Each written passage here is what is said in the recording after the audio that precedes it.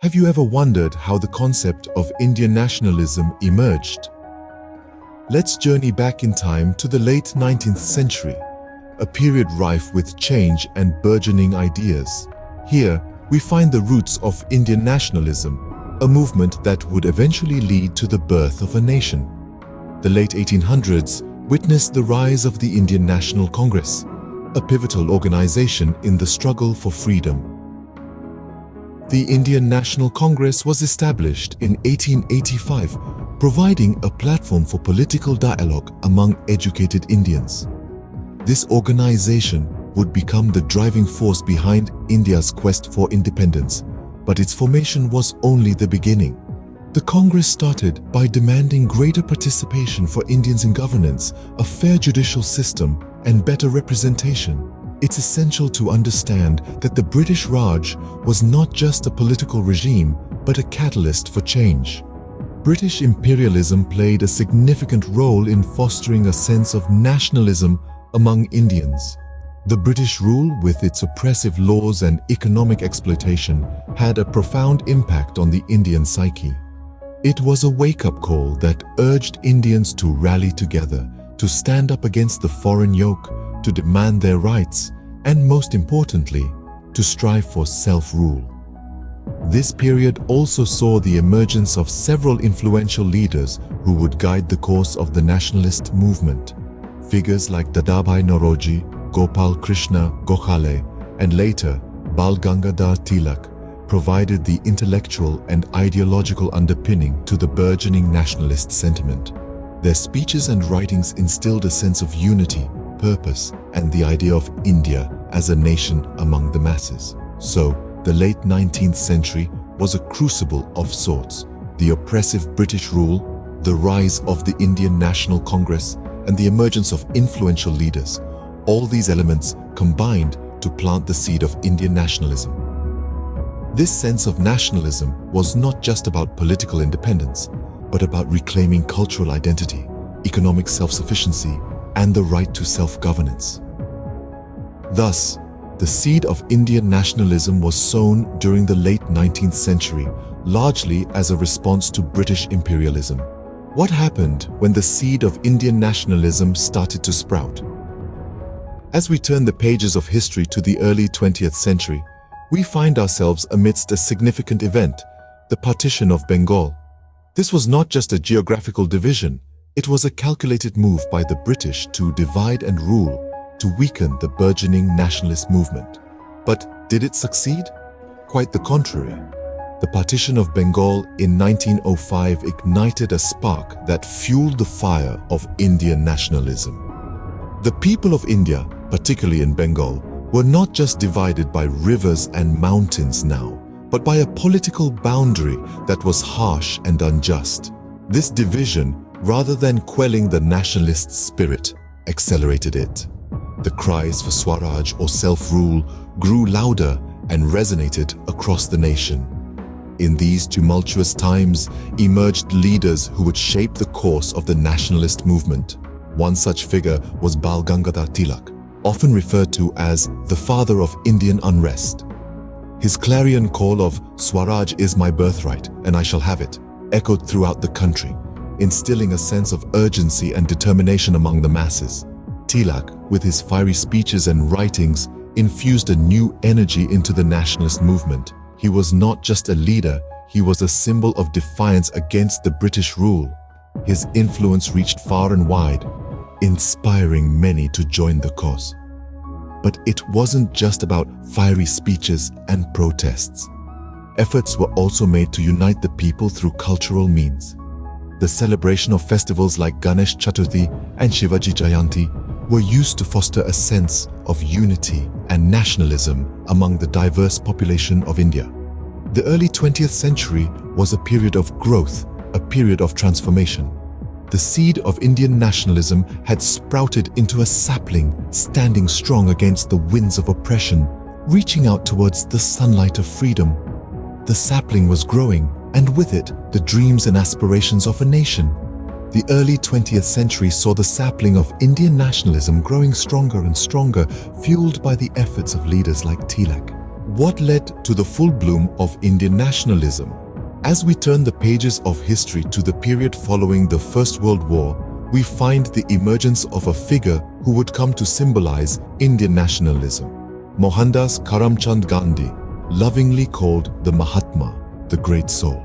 Gandhi, with his doctrine of non-violent protest to achieve political and social progress, became the torchbearer of the Indian national movement. Gandhi's philosophy was rooted in satyagraha, or the force of truth. He believed in the power of peaceful disobedience and non-cooperation to bring about change. His methods were a departure from the violent revolts of the past, and they struck a chord with the masses who were tired of the bloodshed. One of Gandhi's most notable acts of civil disobedience was the Salt March of 1930. In an act of defiance against the British salt tax, Gandhi and his followers embarked on a 240-mile march to the Arabian Sea, where they made their own salt. This simple act was a powerful symbol of resistance, and it galvanized the nation, giving new momentum to the freedom struggle. Fast forward to 1942, and we find another milestone in the journey of Indian nationalism, the Quit India movement. Gandhi's call for do or die resonated with the people. It was a clarion call for the British to leave India, and it led to widespread protests across the country. The British responded with force, but the spirit of the Indian people remained unbroken. Each of these events, fueled by Gandhi's non-violent approach, were like petals unfolding in the blooming flower of Indian nationalism. They were not just movements, they were the expressions of a people yearning for self-governance and dignity. With the advent of leaders like Gandhi, the flower of Indian nationalism finally bloomed, leading to a mass movement against British rule. What was the fruit of this blooming flower of Indian nationalism, you may ask? Well, the bloom finally bore fruit in the form of India's independence in 1947. It's a fruit that was savored after a long, arduous journey. Let's delve a bit deeper into this. The Indian National Congress, an organization that played a pivotal role in this journey, was instrumental in negotiating India's independence. Founded in 1885, the Congress was initially not aimed at seeking independence. Instead, it sought greater representation and rights for Indians under British rule. However, as the years rolled by and the spirit of nationalism swelled, the Congress began to demand Purna Swaraj, or complete independence. Leaders of the Indian National Congress, such as Mahatma Gandhi, Jawaharlal Nehru, and Sardar Vallabhbhai Patel, among others, spearheaded this demand. They championed civil disobedience, non-violent protests, and negotiations as means to achieve their goal.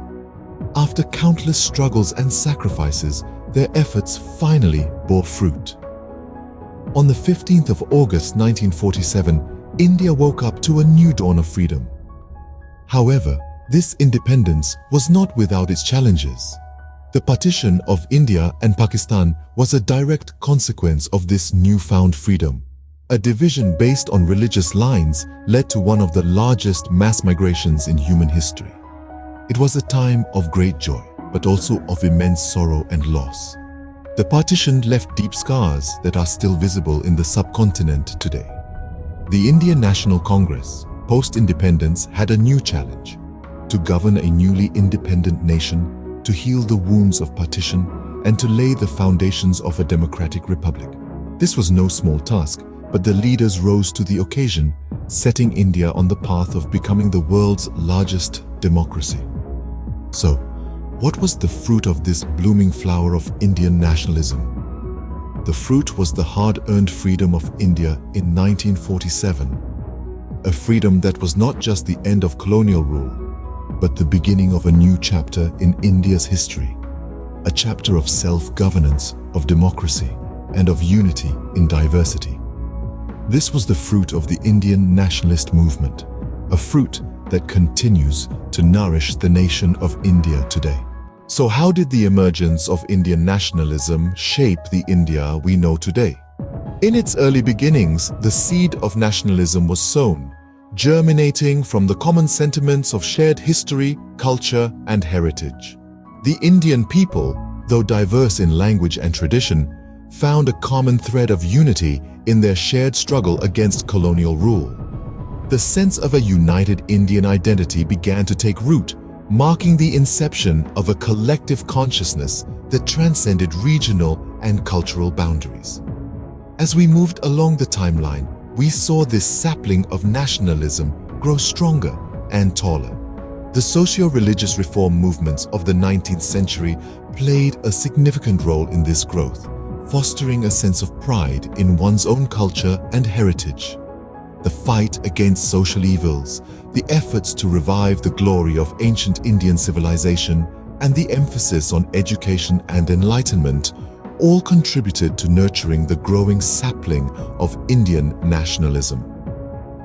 The blooming flower of nationalism emerged when the Indian National Congress was formed.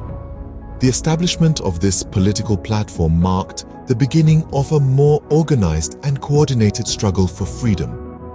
The Congress became the voice of the Indian people, articulating their aspirations for self-rule.